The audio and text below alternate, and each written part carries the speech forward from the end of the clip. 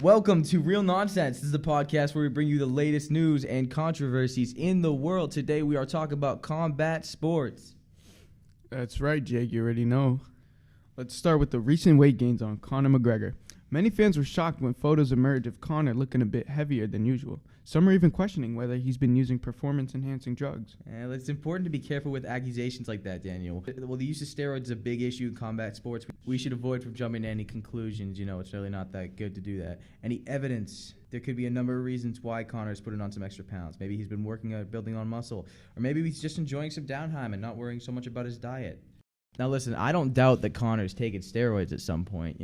He's become one of the biggest names in all of UFC, MMA. He's an incredibly good mixed martial artist. He's become a billionaire, and I'll be honest, I think the new weight that he's putting on is because he wants to take it to the next weight class. He's already won featherweight, lightweight. I think he wants to take it a little bit higher.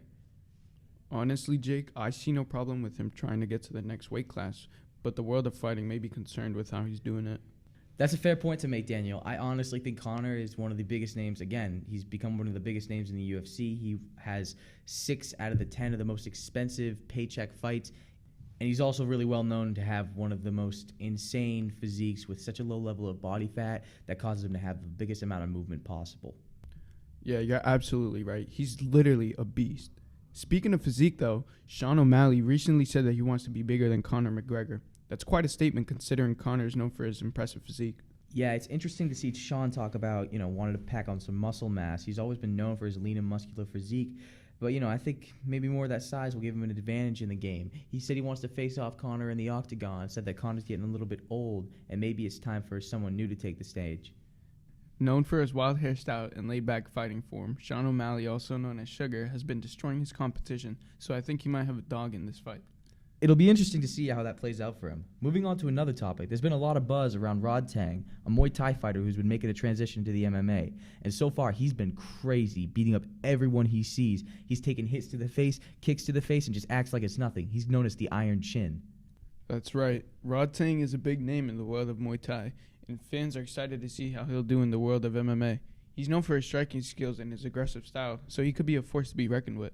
Considering that he's a Muay Thai fighter, it'll be kind of interesting to see how he adapts to the rules and the regulations of the MMA as opposed to, the Muay Thai fight style. Speaking of striking skills and strength, did you see the new YouTube boxing fight with Jake Paul and Tommy Fury? Yeah, that was a big fight. Jake has only been challenging retired fighters and YouTubers, and he was talking a lot of crap about Tommy Fury. And although Fury got knocked to the ground, Jake ultimately lost the fight and got shown up by Fury. It's been interesting to see how many YouTubers are suddenly getting into boxing. Some people see it as a bit of a joke, but I think it's bringing more attention to the sport overall. Logan Paul joined, and then Jake Paul. We now have Floyd Mayweather, KSI. They're all causing a lot of attention to be brought to the sport of boxing.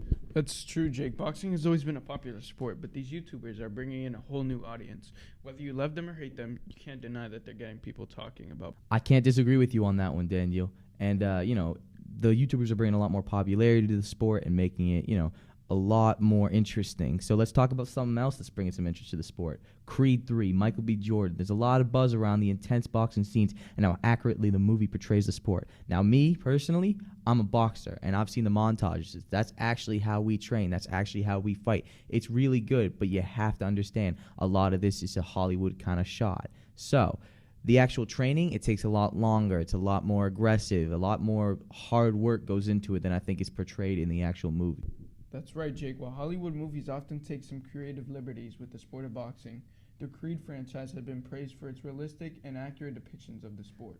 The fight scenes are choreographed by professional boxers, and the actors undergo extensive training to ensure that they look and move like real boxers.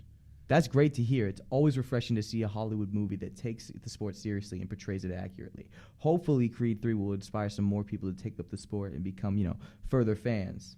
Absolutely. I appreciate the new generation of people who are taking an interest in boxing. Absolutely, Daniel. And with the new people that are coming into the sport, I see more and more kids getting into karate, mixed martial arts, Muay Thai, boxing, wrestling, all this stuff, either in school or outside of school. This could bring an entire new generation of fighters to the sport and martial art of fighting. Yeah, you're right, Jake. And honestly, I can't wait to see what the new generation accomplishes. Absolutely, Daniel. And that is all the time we have for today's show. Thank you for tuning in to Real Nonsense. We will be back soon with more news, more controversy. I've been your host, Jake. And Daniel. And we will see you next time on the show.